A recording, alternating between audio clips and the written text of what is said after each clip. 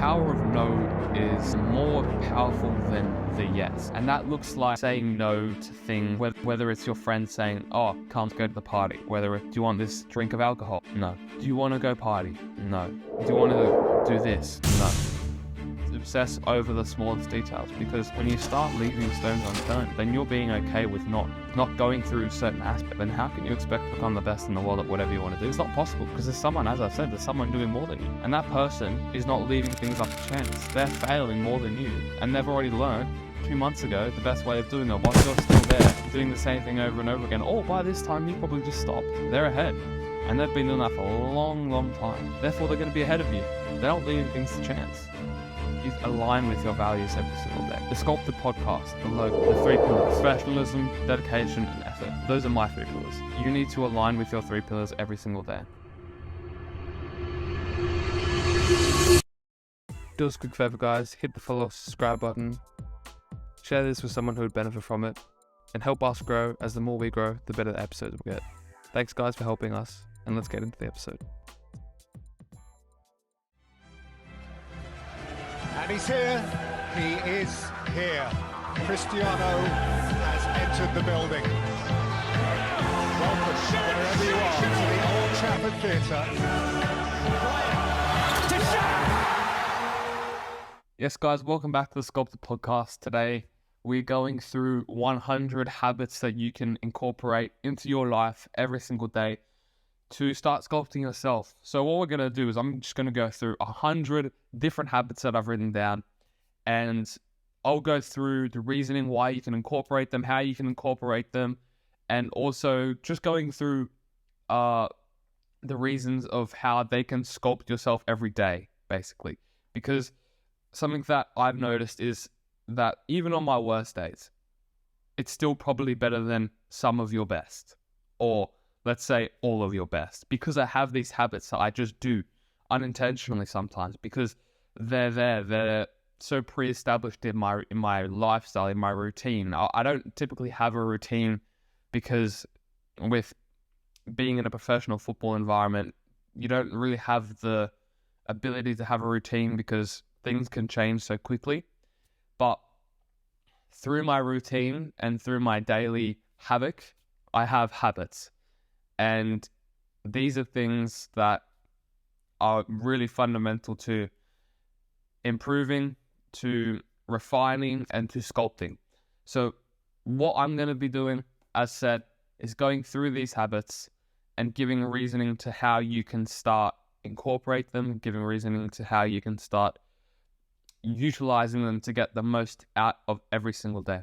And to get started, just straight into it, and just to clear up, obviously it's just myself today, and that's because Val and Ash are a bit busy, so it's just going to be me today, but we'll try and get through this as quickly as possible, although 100 different habits themselves is quite a lot, and it might take me a few seconds or a few minutes to get through every single one, but we'll get straight into it. So number 1 is wake up early and starting your day with intention. I think that this is a massive one. It's something that I really was very, very good at, and at the moment I can't be as good at it because I have training. It's a delayed training session, so it's an 11 a.m. training session for me. So if I had a 7 a.m. training session, for me that's perfect. But what I do is I have breakfast and then go to training, so my intention is delayed by 40 minutes. But waking up early and starting your day with intention. Today, first thing I did, record this podcast. It's still 6 a.m. here. So that's a good example. Waking up early, I think a lot of people wake up early because they see it as getting, the advantage on their competitors. I used to also have that mindset, and I still do have that mindset to a degree, because it does take discipline rather than sleeping in. But we are all awake for the same amount of time. That's the thing. What you do with your 24 hours and what Ronaldo does with his 24 hours, there is going to be a difference in that. It's not the time of which they wake up, it's what they do within the time that they're awake. So, therefore, the waking up time doesn't always matter. Although I do personally like waking up better for two reasons. Waking up early, sorry, for two reasons. Because it does kind of give you a feeling that you're ahead. And also, it does have that little bit of discipline where you have to go early to bed the night before. And then you have to wake up on that first alarm. That's number one. Okay. Number two is writing gratitude. And this is something that people do in their journals. I tried it for a while. To be honest, it didn't serve me too well. For others, it might. And the reason why I didn't feel like it served me too well is because there was two reasons. I felt like on some days I was kind of searching for some things. Of course, there's going to be things that you're going to be grateful for whenever, but you might start repeating things. For me, I didn't really feel like that was the best thing for me. I also did it on Whoop, where I was writing it in my journal, but on Whoop I was tracking it. And typically on Whoop, I think there's like a plus 2% recovery for people who track gratitude. For me, I actually had a -1, which is probably just a coincidence, but it also means that I didn't have a positive impact. So for me, I prefer to be more grateful in the moment. Number 3, set specific goals and create actionable plans to achieve them. I think setting specific daily goals is very important. If you have the sculpted journal, you would know how reinforcing the goals and setting goals for that next day is, and how reflecting on those goals every single day. I mean, I see goals as a million little goals within the big goal, basically. So for me, my goal is to play professional football at the highest level, to become the best footballer in the world. That's my goal. But every single day, I've got these little goals that I'm working on. And that's what creates a big picture. The next one is creating routines. So that could be a morning routine, so from when you wake up, or a bedtime routine, or even a lunch routine, something where you can have structure and plan. Sorry. As I mentioned just before, I don't have anything set in the morning. This is because there's two reasons: the inconsistency of my morning. So training can be at 10 a.m., it could be at 11 a.m. Specifically, I actually leave always at 7:40, 7:30 a.m. around this time to go to training, because I like to be there early. But still, I don't have a morning routine, but I do have a night routine. I've previously had morning routines, I've had night routines, all of this, but my night routine is structured so that I wind down, I get enough sleep, I go through a few little habits that make sure that I'm better off, I learn, things like this. Okay, number 5 is reading. So every day I like to just go through a few pages of a book, whether it's Relentless. Currently I'm going through the Wim Hof breathing method, which was recommended to me by Val. I think that reading is very, very important for education, but I also use reading to actually just wind down. So my recovery score is boosted quite a lot when I read. Another thing that you could, I think reading actually alongside wearing blue blocking glasses. I've had my blue blocking glasses for about a year. I actually haven't seen a increase in my recovery score, but I do feel a noticeable difference. But yeah, I think pairing your blue light blocking glasses with reading is pretty good, because then you're probably, before you go to actual sleep, you're probably an hour without technology. So that's a good way of doing it. So for me, my night routine, just going back into the one before, is I have my few habits that I tick off, and then I go on my journal for 30 minutes, and then I read for 30 minutes. So I probably haven't touched technology for 30 minutes. For an hour, which is ideal for sleep. Even longer, actually, is ideal for sleep. But I also have my blue light blocking glasses on during that time prior. Okay, the next one is number 6, exercising. So I think that ties in with training. So making sure that you are doing your training every single day. You can't skip training. Like, seriously, it's obviously, if you've listened to the Sculpted podcast for some time, you would have known my opinions about rest days and whatnot. So this isn't incorporating that 7th day of the week. But for those 6 days of the week, you have to be training. And you have to be training more than anyone else. Because how are you going to be at the top? How do you want to get to the top when you're doing less than everyone else? There's going to be someone out there who's doing more than you. And that guy is probably me. And if there's someone doing more than me, then I am going to push myself to be more efficient, because I've reached the physical kind of pinnacle of football where I can do as much as I can without getting injured. I feel like I've gotten there. So now for me, it's how can I make my time more efficient? As I was saying before, everyone's got the same hours in the day. Ronaldo's got 24 hours. You've got 24 hours. But what's he doing with his 24 hours? And what are you doing with your 24 hours? Well, he's much more efficient with his hours spent. So how do I become more efficient with my time? That's what you need to work on. So training every single day, multiple times a day as well. You don't just train once. All right. There's people doing more than you. Okay. If you're listening to this and you're not training to become the best, or if you're just doing physical exercise to, let's say, be healthier, sure, your goal is different to mine. But if you are trying to become the best athlete in whatever area, you have to be doing more than anyone else. And if you're doing the maximum, then you have to be doing it more efficiently than that. All right. Number 7. So prioritizing your recovery, which goes in with eating nutritiously. It goes with getting enough sleep. It goes with drinking enough water. Those are pretty self-explanatory. And yeah, a lot of people don't do the basics right. I won't do the basics right sometimes. But trying to make sure that you do the basics right, whether it's drinking your water, whether it's eating the right foods, things like this. Start small. That will compound. You'll get momentum. You'll start being on the flywheel. You'll see progress. All right. Number 8.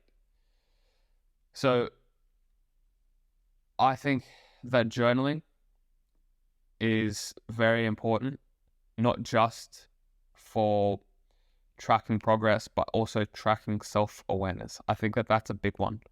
I really do think that my journal, which is available for you guys as well, it's really designed to create self-awareness, to create that action, to create all this attention towards the areas of which you can improve. I think that's very important, and seeing that daily progression is very key, and it's really allowing you to leave no stone unturned. So number 8 is journaling. Number 9 is breathing exercises. So as I mentioned, I'm currently reading the Wim Hof breathing method, and I'm learning more about it. And I've actually been doing a box breathing for, I honestly don't know how long. I think it would be over 2 years now. So before I go to bed, I do 5 seconds in, 5 seconds out for 3 minutes. That's all I do every single day. Now, I found that was the best way of keeping consistent for me, just because it helped me sleep better. And also, I never really found the time throughout my day to set aside 15 minutes to meditate. I tried it, but I wasn't able to stick to it because I just felt like it was a disruptor in my day. It's like napping. I don't nap. I'm going to try and test it out again next month, but at the moment, I don't find napping as beneficial because it just disrupts my momentum. And that's the same with meditation, honestly, for me. So I found that my breathing practices were best in the evening before I go to sleep. Find out when your best time to do breathing practices are. And this is actually, breathing practices aren't just for mindfulness. Yes, that's also very important to be able to control and just observe your thoughts for being thoughts. But breathing exercises actually are very beneficial to your health in general. It improved my HRV quite substantially, I believe, when I was first doing it. And you are able to train your recovery through breathing practices. Okay, number 10 is resting during the day. So if you look at me throughout the day, I am constantly pretty much just relaxing after training or in between training sessions. So that looks like in the morning. So let's say I'll take you through a normal day for me. All right. Let's say training's at 10 a.m. I'm at training at 7:30. Okay. From that time to 9 a.m., I believe it is, off the top of my head, I'm in the gym. I do my workout there, and then I do my stretching routine. And then I'm at training, and I do whatever I need to do before training. And then 10 a.m. training to, let's say, midday, so 12. I do my extras, 12 to 1 p.m. I'm back home. And then I'm doing absolutely nothing for the rest of the day because I've gotten in my 3 training sessions plus my extras. So I'm done. Okay, let's say I'm not doing my extras after training and I'm doing them in the evening, which also happens. Then throughout that 4 hours, 5 hours that I am not training, I do nothing physically wise. I'm just literally either lying on my bed or sitting here and I'm doing nothing. As a footballer, your NEAT, which is your, I'm going to be wrong here, it's non-energetic, I was listening to it yesterday, I can't even remember, but your NEAT is basically your calories from doing active things, so whether it's walking around your apartment, going to the bathroom, going to the fridge, things like this. It's basically your non-exercise activities. Thermogenesis, maybe that's what can't remember. But basically, as a footballer, you can actually get quite a high NEAT just through doing daily tasks alongside your football. So I try and keep my NEAT to an absolute minimum, just because from the amount of calories that I want to be burning, I want basically like 99% of those calories to be burnt from football. That's utilizing and making the time that I have today the most efficient time I can. Because if I'm doing, let's say, 300 calories more of exercise from accidental activities, then over time that compounds and that will become a higher risk to injuries because I'm doing much more than I would if I wasn't doing those things. So I try and keep my NEAT to a minimum. Number 11 is time efficiency and management. And that looks like something that Val actually shared with me recently. Was a great app that it creates self-awareness of where you're spending most of your time. And this is something that I used to do manually. I'd write out like what I was spending most time on. You can probably even do it with your screen time actually. For me, that's not going to work because I think 90% or 70% of my screen time is like on GoodNotes. And that's just because I have it on the background. But I could be doing all sorts of things on GoodNotes. But yeah, creating that self-awareness of time efficiency. So seeing, how long are you spending on Instagram? How long are you spending on TikTok? You shouldn't even have TikTok, honestly. I think that TikTok's so stupid because you're just going to get addicted to it. I don't think anyone can even have a healthy relationship with TikTok. The only time I have TikTok is on a Sunday. And that's because it's a rest day. Actually, at the moment, my rest day is on Sunday. But you know what I mean? On a rest day, that's when I can go on TikTok because I want to waste as much time as possible. You can go listen to that rest episode if you want. But yeah, creating self-awareness, and actually I can even just show you or tell you the app right now. So it is called Work Hours. I would recommend anyone to download that and create that self-awareness of where you're spending your time. So you're tracking your time for wherever you spend X amount of time on this. Now you look back at your day and you think, wow, I spend a lot of time doing this. Maybe I should be doing this instead, or maybe I should cut that down by 30 minutes. Maybe I should do more of this, things like that, just creating that self-awareness. Okay. Number 12. So embracing failure. Self-explanatory. We've done the episode on it before. Seek failure, seek discomfort, look for opportunities to where you can learn. Simple. Number 13, it is sculpting your circle. Something that we have, I think it was even our first reel from the Sculpted podcast. It's Charlie going through the 5 people who you spend the most time with, kick them out. If they're not benefiting, kick them out. Simple as that. I think that's actually word for word. Simple.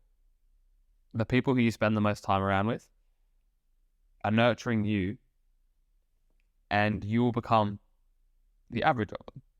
If they're not benefiting you, kick them out. Simple as that. I also don't think I'm saying that right. Benefiting, I think that's the way. All right. Seek knowledge. Simple. Always look to learn. It could be through this podcast. It could be through watching football. Actually, don't watch football. Be a student of football. We can even do an episode on that. I am a student of football. I hate watching football. Be a student of everything. Constantly seek knowledge. Okay. Number 15. communication and exercises where you are, again, putting yourself in an uncomfortable situation. So for me, that looks like speaking to my coach after training when I really don't want to. It looks like doing this podcast because I used to be really bad at speaking. It's understanding how to articulate your words better, something that I'm not great at. But as I said, even through this podcast, I'm getting better at. Communication is important, and it's actually an aspect of football that not many people think about, because sometimes, you can rely on your agent or you can just neglect it. But if you have the professionalism to speak to your coach after training, to thank your coach for training, to thank your coach for the season, things like this, these are small details that can actually help you build relationships with the right people. Therefore, this is a skill that's invaluable that not many people think about. So having a habit where you are, nurturing this ability to speak with people in the right way, that's important. All right, number 16. Okay, get it out of your comfort zone regularly. Kind of goes in with the seek failure, but of course there are going to be a few things where we kind of go in and out of each other because there's 100 of these and we're already 20 minutes in. Jeez. Simple. We'll just leave it at that. Seek discomfort and get out of your comfort zone regularly. That's actually, even when I think about it right now, that's so easy to say, but you don't really do it too often. And that's even a challenge for myself to do that more often. So that's a good one. Number 17, keep your things organized. If you look at my room right now, and I'm not going to show you it because that goes completely against what I've written down here, but bed made. I'm not going to show you that right there. Okay, my room, so I leave to go back to Australia tomorrow. So my room is completely all over the place right now, but I do have a reason for that. And normally my room looks very, very tidy, looks very neat. Everything is in place. I don't believe that people say like a clutter-free workspace is like a clear mind or something like that. I don't actually believe in that, just because I've had times of my life where I'm very, very on top of things. And I've never been an untidy individual or a messy individual, but I've had times where it's like, oh, well, I'm not going to do that, because something I like to use as a marker in terms of where I want to distribute my time is the ROI. It's a business term, but the return on investment. If I'm doing the return on my investment of keeping my room tidy, it is really low. Okay, it's a luxury to actually even have my room tidy. So the ROI on having your room tidy is low. But that's why I don't believe in, the cliche of, I think it's like, as I said, I don't even really know what it is, but I think it's like a clutter-free workspace. It's a clutter-free mind or something like that. I don't truly believe in that. I do like it in principle just because I like things being tidy, but I do think that is a luxury having that. But I also think that it's a good thing. But I wouldn't prioritize it, although it is a good thing to have if you've got time. All right. Number 18 is setting boundaries. And that looks like people inviting... actually, I think the best way to describe this is the power of no. And there's a video on that I reposted on the Sculpted Podcast Instagram recently, and we'll play. Warren Buffett once said, really successful people say no to almost everything. No is a strategic yes. To say yes to what aligns with your goals, you must say no to what doesn't. No shows your conviction. No is a decision that you want extraordinary results. No means you know what it takes to win. Say yes to yourself. And what that is the power of no is more powerful than the yes. And that looks like saying no to things whether it's your friend saying, oh, come, let's go to the party. Whether it's, do you want this drink of alcohol? No. Do you want to go party? No. Do you want to do this? No. The power of no, these boundaries. Me personally, I find a lot of power in saying no. I also kind of just like saying no just because it reinvigorates myself as a person, where I'm I'm kind of known for saying no almost. Like, I like to be that boring guy, and I'm completely okay with that. And that's kind of me. I wouldn't say that was always me, but I really wanted that to be me, so I did it. Boundaries, reflection, and tools where you're able to create self-awareness. So that is a habit that I have through the Sculpted Tool Box. If you don't have the Sculpted Tool Box, I would highly recommend getting that. That is the ultimate toolbox for creating self-awareness, accountability, actions. It's just going to be able to help you understand you so much more. It's going to be helping you to understand how you can start incorporating these habits into your life, how you can create self-awareness, techniques where, as I mentioned with the time distribution, these things are in the Sculpted Toolbox to help you. Get the Sculpted Toolbox. I'm telling you, you need that. Number 20 is feedback. Oh, I was about to say seek feedback, but feedback and looking for constructive criticism. Now, when I say constructive criticism, you just want to hear criticism. The way you hear it is going to determine how you interpret it. What do I mean by that? If I hear the coach say, okay, your left foot is horrible, I can hear that as I am horrible and my left foot is even worse, or I can hear that as I need to work on my left foot because it's not as good as my right. The way you interpret it is basically the way you hear it. Of course, that makes sense. But constructive criticism and criticism are basically the same thing. It's just the way you hear it. That's a better way of saying it. Again, that is in the Sculpted Toolbox. You need to get Sculpted Toolbox. Simple as that. All right. Use challenges as an opportunity to grow. So that's going into the seeking discomfort, the failure, things like this, using that and using it to propel yourself forwards. Again, it's a tool in the Sculpted Toolbox that you can use. Creating that accountability to actually write those things in the Sculpted Toolbox and get better for it, that's important. Okay, number 22. A growth mindset. That's a very important one. So, as I've said before in a previous episode, one of the first books that I read was Growth Mindset by Carl Dweck. Now, this habit, saying embrace a growth mindset, very simple in principle, but you have to read the book first. Number 22 should just be read Growth Mindset by Carl Dweck.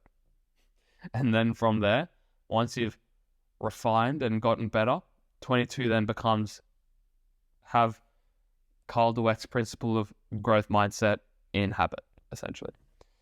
All right. Practice empathy. And having a high EOQ, emotional intelligence, I think it's EO, I don't even know.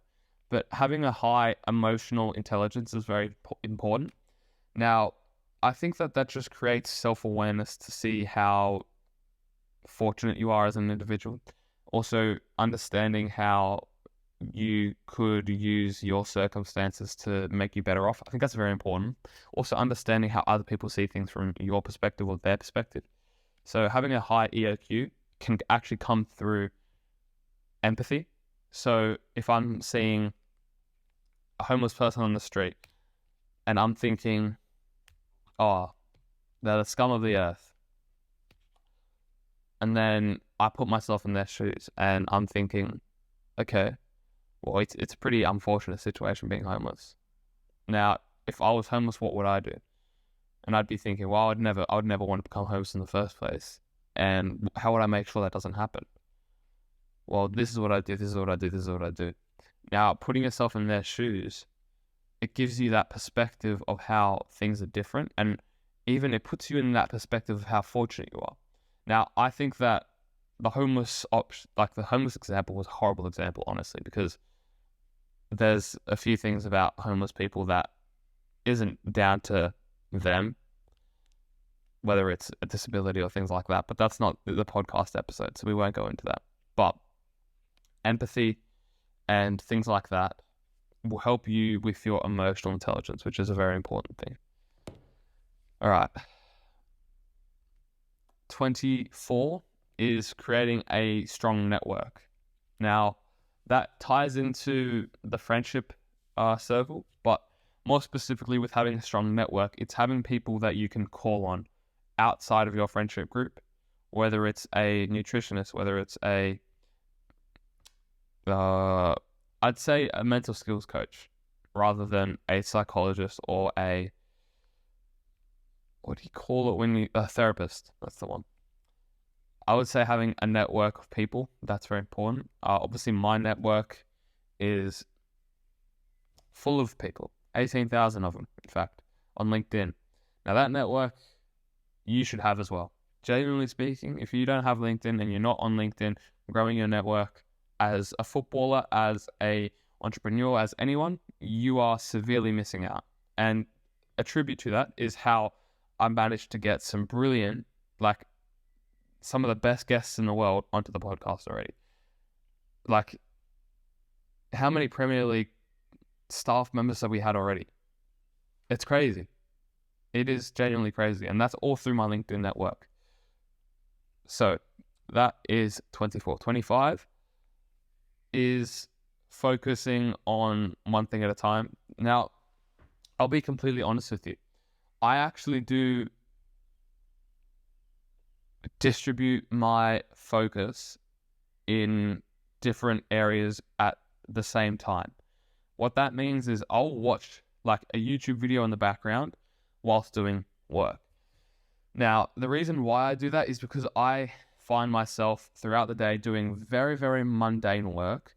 And I found that the only way that I'll ever be able to consistently do that without having an extreme level of discipline, which I do have, but I also feel like if I was to maintain that extreme level of discipline throughout the day consistently, where I'm not watching YouTube at the same time or something like that, then I wouldn't be able to give that extreme level of discipline to other areas of life.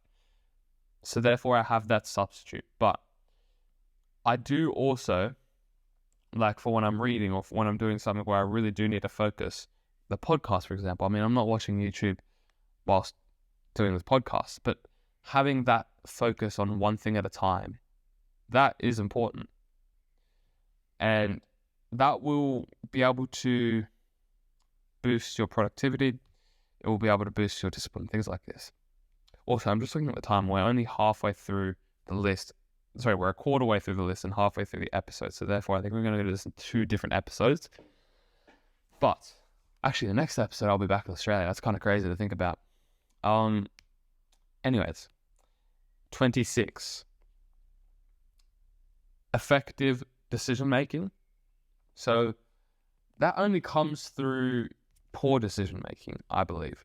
So you have to go through many, many poor decisions to understand what the right decision is. And so practicing effective decision making, I would pin that down to practice making decisions on a daily basis, of which everyone has to do, but creating self-awareness of those decisions. So it's, okay, I had a piece of chocolate. Why did I take that piece of chocolate? What was enticing? Yeah, I think that's the word. Enticing me to take that piece of chocolate. What was it? Why was it? Was it because it was just in the fridge? Was it because it was halfway open? Was it? Why was that the decision that I made? Was it good for me? Was it bad? Creating self-awareness around every single decision. Okay, I went on TikTok. I went on Instagram for too long. Why did I go on there? Well, I have TikTok downloaded.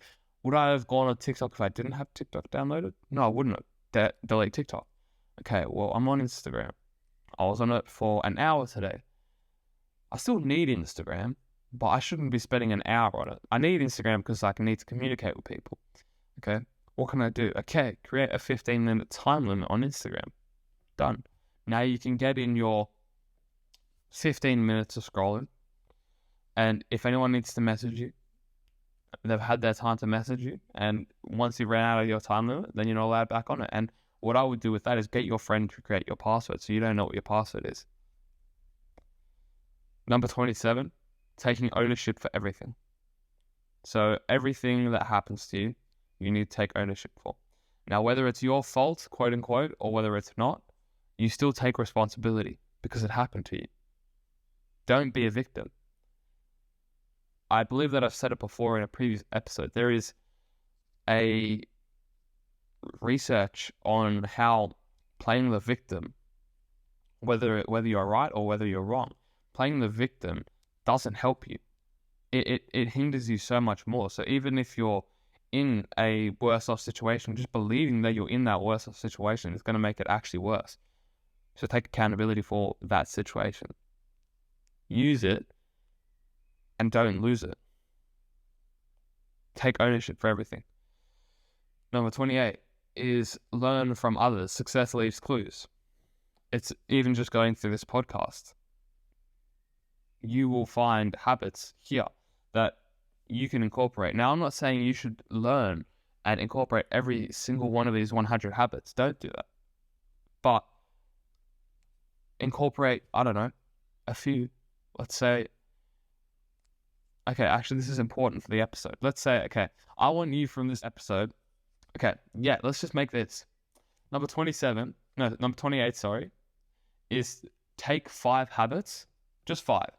Take 5 of these habits out of this 100. So that's literally a 20th of this list. Just take 5 that you think are the best and actually implement them in your day-to-day life for the next month. So today, the date is the 28th. Now, from the 1st of June to the 30th of June, I want you for every single day to go through your 5 habits that you've chosen from this list and actually reflect on them. Write down whether it's your morning routine, whether it's your reading, whether it's your avoiding multitasking, anything like this. I want you to write down in your journal the ways that you acted upon those habits every single day. So I want you on every single day in your journal to write down from 1 to 5 your habits and write down how you acted within those habits. That's actually in the Sculpted Journal, weirdly enough. That makes complete sense. So if you look at the Sculpted Journal, actually, I don't know if I even included it. I can't remember. But in my personal Sculpted Journal that I have, mine's a little bit different to the one that I have on Amazon. But if I am remembering right, there should be a habit part in the Sculpted Journal where you go through the habits that you have every single day and do that. Do that for the next month. Just 5 from this 100 list. From this 100 habit list. Just choose 5. That's not much. As I said, it's 1/20th. There will be 5 in here that you can easily incorporate. Create that self-awareness. Start acting on it. That's what your homework is. 29. Okay, this one, for me, I haven't found this to serve me too much. I do it before I go to bed after my breathing practices. But throughout the day, again, it's kind of like meditation. I find that it's a disruptor in my time, but it might work for you. And this is, I've only found this out through experimenting. So practicing visualization throughout your day. It could be, as when we had Dan Abrams on, it could be 15 minutes. That's 1% of your day. All you need to do. For me, I just do it before I go to bed, as I said. It kind of also helps me just to wind down a little bit. But visualizing, it is a proven method that can help you. Therefore, incorporate it. Find out when it works best for you, whether it's as soon as you wake up, as soon as you eat lunch, habit stacking, things like this. If you haven't read Atomic Habits, that's the book. If you haven't read Atomic Habits, you're really missing out. That's a brilliant book. So definitely read that if you want to learn about how to actually implement these habits as well. So that is 29. Number 30 is, this goes into your journal. So track your metrics. So in your journal, as I mentioned, you can have all those different things. Now in my journal and in the Sculpted Journal, you can track metrics. Now what I mean by that is just pure data. Now, in my personal journal, I have my data that I have in Whoop. So it's my recovery score, it's my strain, it's things like this. And then having a weekly review where I can go through that data. And then a monthly review where I can see that data. And then my yearly review when I can see my habits and the days where I might steer off from the plan. And typically that's a Saturday for me, sorry. And I can see that. And I can see, okay, why is a Saturday often my worst day in the week? Why is that? Why is Monday my best? Why is Saturday my worst? Okay, I'll notice that. Creating the awareness of metrics is important. Do that in your journal. Number 31 is it's embracing the whole perspective of sculpting. So when it comes to sculpting, understanding that you can sculpt yourself. I mean, this might even be a foreign practice to you. That's you can sculpt yourself. You really can improve yourself by the smallest margins every single day. You can become a better individual at whatever you do. So try and sculpt yourself on a daily basis. It starts with these habits. Habits can start sculpting yourself. It's quite a simple practice to do in theory, but also in practice, I guess, to repeat that word. You just have to learn how to do it. You have to learn how to execute it. And that comes through repetition and through habit itself. Practicing execution of the habits. That's how you start. Number 32 is spending time with your family. Now, that's an important one because family, you only get one family, right? Now, your family should be there for you no matter what, and they will be. So therefore, you've got to spend time with them, and the return on investment in your family is the highest, right? You have to spend time with your family. Simple. Number 33.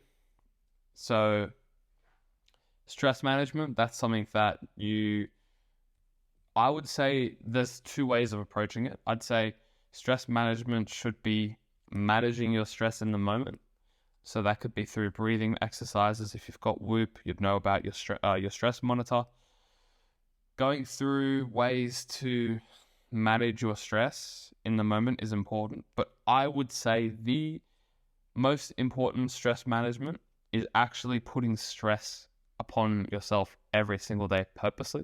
What that could look like is giving yourself a to-do list of 50 things, and you need to complete every single one of them before you go to sleep.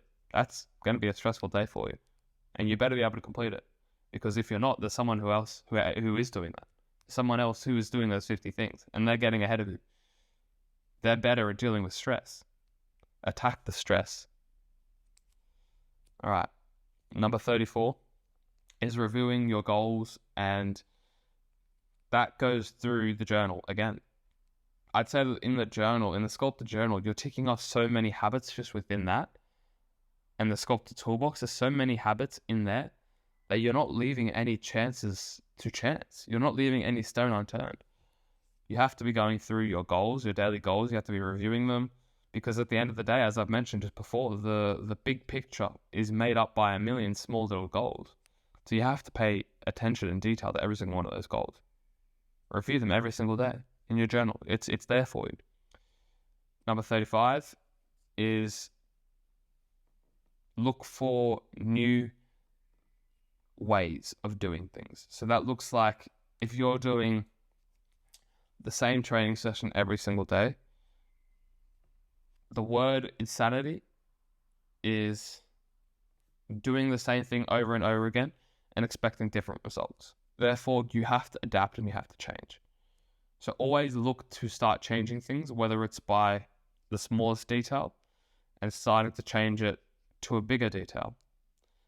Always look to refine and sculpt. That's quite simple. So that's number 35. Number 36 is obsession. It's obsess over the smallest details, because when you start leaving stones unturned, then you're being okay with not with not going through certain aspects. Now, if you're not okay with going through every single aspect, then how can you expect to become the best in the world at whatever you want to do? It's not possible, because there's someone, as I said, there's someone doing more than you. And that person is not leaving things up to chance. They're failing more than you. And they've already learned 2 months ago the best way of doing it, whilst you're still there doing the same thing over and over again. Or by this time, you've probably just stopped. They're ahead. And they've been doing that for a long, long time. They're doing it more than you. Therefore, they're going to be ahead of you. They're not leaving things to chance. Number 37, it goes into the kind of picture that I had just now, where it's that big goal, breaking it into those millions of little goals. So understanding that that big picture is only made up by the small pictures. So yeah, breaking those bigger pictures into the smaller pictures.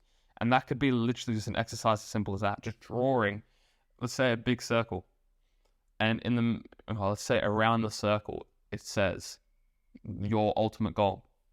And then inside that circle, you've got 1,000 just little squares. And you've got goals inside of every single one of those squares. And that makes up that big picture. See it as a computer screen with pixels. If I was to zoom in with like an insane camera right now to look at the pixels on my computer screen, I would be able to see every single little pixel. It's like that. I see a functioning computer screen, but underneath that, there's millions of little pixels that make it up. It's the same as goals. Okay, that is number 37. So now number 38 is discipline. Now, discipline is a massive topic, but discipline comes through doing the small things well. And I would say do the easy things, do the basics at 100%. Everything else will start to flow. Everything else will start to hop on that flywheel. You'll get that momentum. So it starts off doing the small things well. Have the 5 habits that you have every single day. If you can't do 5 little habits every single day, you are so undisciplined, it's crazy. If you can't do 5 in a month for 30 days, if you can't do 5 things, what's that? 5 times 30. It's probably like 150, right? I'm testing my maths. 5 times 30. Please be right. Thank goodness. If you can't do 150 small little things over 30 days, wow. I'm questioning a lot of things from you. You can do that. You can do that. That's so easy. It's crazy. Do that. You'll be able to do a lot more through discipline now. Okay? Fostering that discipline. That's what you need. Number 39 is taking pride in whatever you do. Whatever you do is a representation of you. Whether it's your apartment, how clean is your apartment? That's a representation of you. Now, as I mentioned, with the ROI on your apartment, whether it's a beneficial thing to have your apartment reflecting you in a good way or not, that's completely up to you. For me, whether my apartment's the most messy thing in the world or it's the cleanest thing in the world, the ROI on that is quite low because no one's actually critiquing my apartment. I don't need a clean apartment to live too efficiently. If my clothes are in a bunch, or if they're in a mess, or if they're clean or in a nice pile, that's only going to really save me a few seconds every single day. Therefore, my ROI on my apartment is quite low, but for you, it might be quite high. All right, if your room isn't clean, you can't go to sports that weekend or whatever. You can't do this because your parents. So taking pride in your work and whatever you're doing, whether it's your warm up or team training, being the best at team training just in your warm up, that's important. It's taking pride in everything that you do because everything is a reflection of you. Okay, number 40 is, this ties in with, okay, a lot of these things will tie in with a lot of things. At the end of the day, it's all very similar. And at the end of the day, it is just sculpting yourself. So look for feedback and strive for improvement. So what you do with that feedback, and I mentioned to seek that feedback, but in the Sculpted Tool Box, you're actually going to use that feedback to schedule a training session, to identify areas of which you need to implement and practice and develop more. So again, I would just say that can just be tied in with actually utilizing the Sculpted Journal for action. That's in there. That is in there 100%. And now 41. So problem solving. I think that in my education at school, I was very fortunate to have a very problem solving education in maths in that aspect, where when you're in a higher maths class, I think that even just rather than doing maths questions, I think we'd even sometimes just do problem solving questions. And I think problem solving is a very important one because it's a very important skill to have, and it's something that I have had to have in my time in Germany, because even when I'm thinking about my hotels and how I'm going to stay there and how I'm going to do this, and I've had no help. Obviously that I could have had help if I wanted it, but because I'm an individual who takes absolute responsibility and accountability for everything that they do, I did this all myself. And if I didn't have these problem solving skills where I was able to understand, how many apples did Billy take from the carton on Tuesday when there were only 3 there, but how come there's 42 in his back pocket? Some stupid question like that. If you're able to actually understand the problem-solving skills and attributes necessary to start, solving these problems, then if you're able to do that, you're going to be in a better place for doing it, because it's a life skill, and this has helped me in my career quite substantially. And it's something that I don't think about too much, but when I reflect on it now, thinking about all these different things and thinking, wow, I've actually done that quite smart. Being smart, working smarter and harder. Problem solving goes into that. And I think that even a good way of doing problem solving, something that I did instead of reading a book every month for the first 4 months of this year, was doing problem solving tasks. So I learned chess for the first 2 months. I then, what did I do after that? I think it was a board game that I then learned. And there were a few different ways of where I was able to do problem solving skills instead of reading a book, because I found that problem solving and those types of education was very, very important. Number 42, stay adaptable.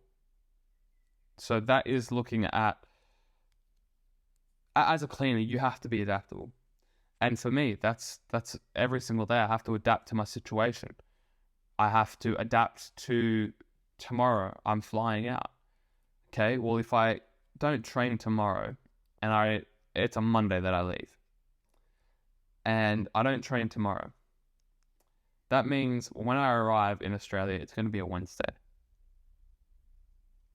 And if I don't train on that Wednesday, that means I've had 3 rest days. That's not good. So what I have to do is I have to adapt to that. I'm going to train tomorrow morning before I go. And when I get back into Sydney on Wednesday, I'm going to train. So what that means is that my rest day was on Tuesday. So I've adapted quite well to my situation there. Now, typically my rest day would be on the Sunday. But you know what? I'm going to have to train that Monday as well. I'm going to also have to train that Sunday. So, okay, now I've got Tuesday off. Wednesday train. Thursday train. Friday train. Saturday train. Sunday rest. I've adapted quite well. Now that's quite a easy, let's say, example. There's going to be much, much harder examples to adjust to, but that's what it is in practice and principle. Adjust. You have to be adaptable. Okay. Invest your money into areas of which you aren't necessarily seeing the desired accountability. What I mean by that, if you're not taking your recovery seriously, invest in Whoop. If you're not taking your education seriously, invest in some books.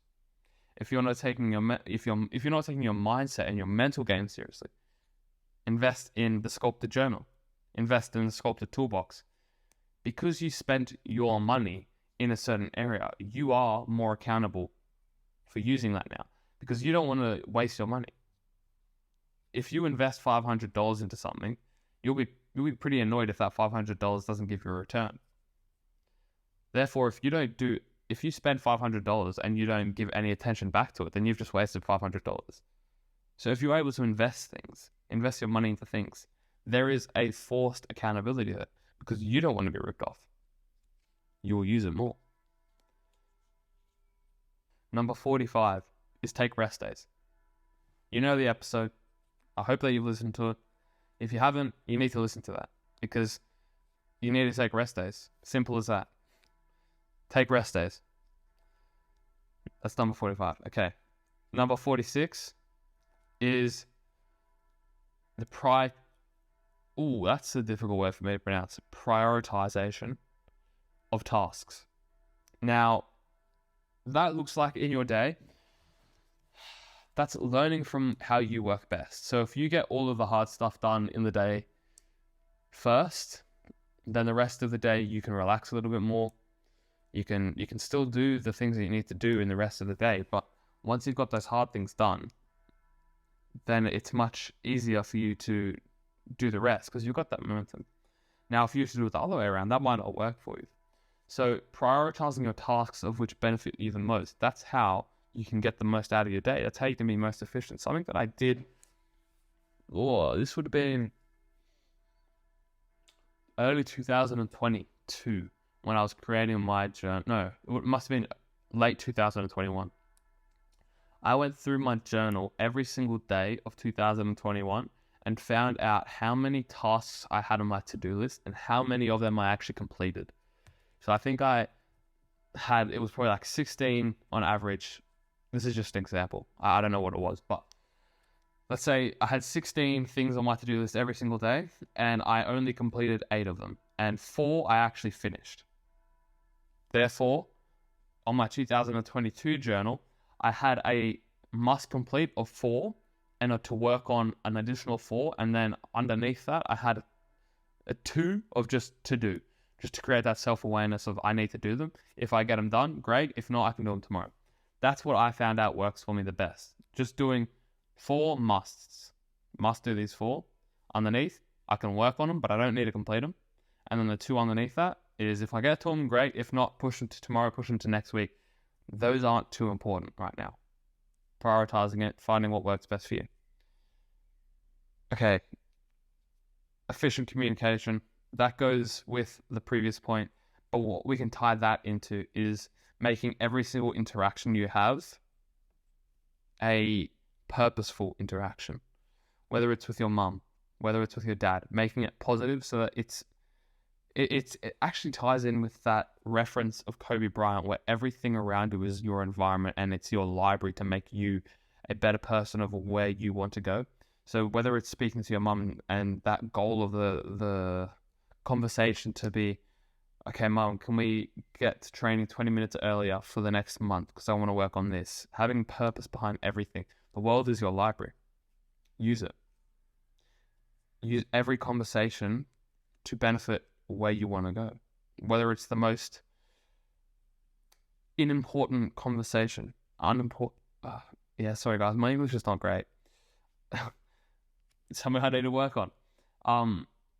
Whether it's the smallest conversation where it's not influential at all. Just even in your head after, just think, why did I have that conversation? Well, maybe in 2 months' time when I speak with my mum again, she'll be more happy because I had this conversation now. And maybe when I try and convince her about getting to training earlier in a month's time, then she'll be able to do it. That actually can work. Sculpting yourself with the smallest of details. Conversation. Okay, number 48. Okay, this is a bit of a difficult one to explain because some people might not have ever been here, but speaking with your family about how they shouldn't understand you, and that's how it should be, is important. That's something that I've had to kind of reiterate to my family. Is like, they will never understand me, but I don't expect them to, because if they did understand me, then I'd be actually a little bit worried, because then it means that they understand what I'm doing. And unless they've been through what I've gone through, they shouldn't understand it. They shouldn't understand what becoming the best footballer in the world undertakes. That, if anything, they should be saying everything I'm doing is wrong. And that's basically what they haven't been doing that.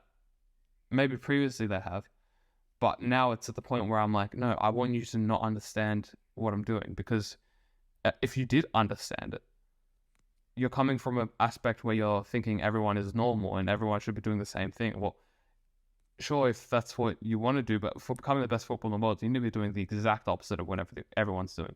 So I don't want my family to understand what I'm doing. So having that understanding with your family of they shouldn't understand what you're doing, and that's how it should be. So getting your family on board with what you're doing, and that comes through as even just the last conversation, having that understanding with your family and building up those purposeful conversations. That's an important habit and a important just structure to have. Number 49 is regular assessments. Now that is again in the Sculpted Tool Box. So I'm not going to go too in depth into that, because if you want to create self-awareness and if you want to create regular assessments of where you are, then it's all in the Sculpted Tool Box for you. That is number 49. And number 50 is align with your values every single day. The Sculpted Podcast, the logo, as I've said time and time again, the 3 pillars: professionalism, dedication, and effort. Align with your 3 pillars every single day. Those are my 3 pillars.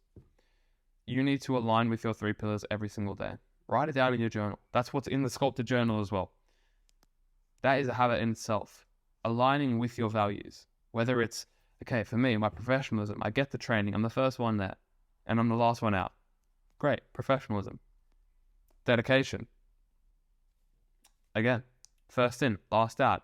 Okay, let's say professionalism, that goes into dedication. Let's say the professionalism is I'm shaking my coach's hand, I'm looking him in the eyes, I'm giving him absolute attention when he's doing the video sessions, I'm giving him absolute attention when we're in training. I'm asking him how I could have done things better, things like this. Professionalism, dedication, already ticked off. 2 off. Effort. Now in training, I'm giving 100%. In my extras, I'm giving 100%. When I'm doing work outside of football, I'm giving 100% in that. Staying in align with your values every single day. Very important. And that's what you can do in the Sculpted Journal, sorry. Anyways, guys, it's about an hour in now. So we've ticked off number 50. And what we'll do is for the next 50, we'll do maybe in 2 weeks' time, or maybe even, actually, yeah, let's try in 2 weeks' time or a month. And what we want from today's episode is from the 50 habits here, just take 5. Okay, now this is a 10th of them. So take 5. And if we're able to get this episode up, the next episode up in 2 weeks, next week, or whatever it is, choose another 5 for that next month. So what we'll do, because we went so over time, just choose 5 from today, take it for the next month. If you can't do 5, then seriously, I'm questioning you as a whole person, because if you can't do 5 things every single day, just 5 small things to make yourself a better person, then I'm questioning you. You probably shouldn't be listening to this podcast. So if you can't do 5, then probably just stop listening to the podcast, honestly.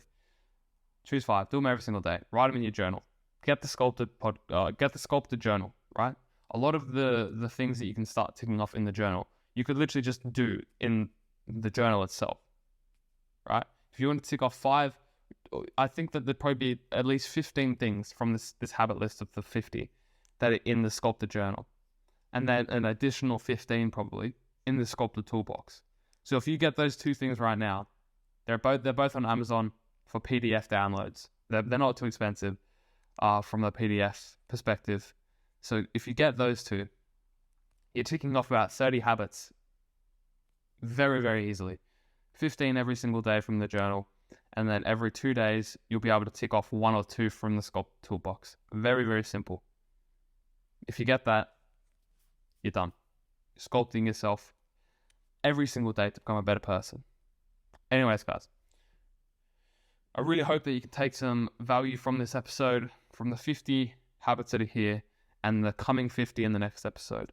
I want you to take action, because it's all well and good listening to this podcast, but you're not doing anything if you're not taking action.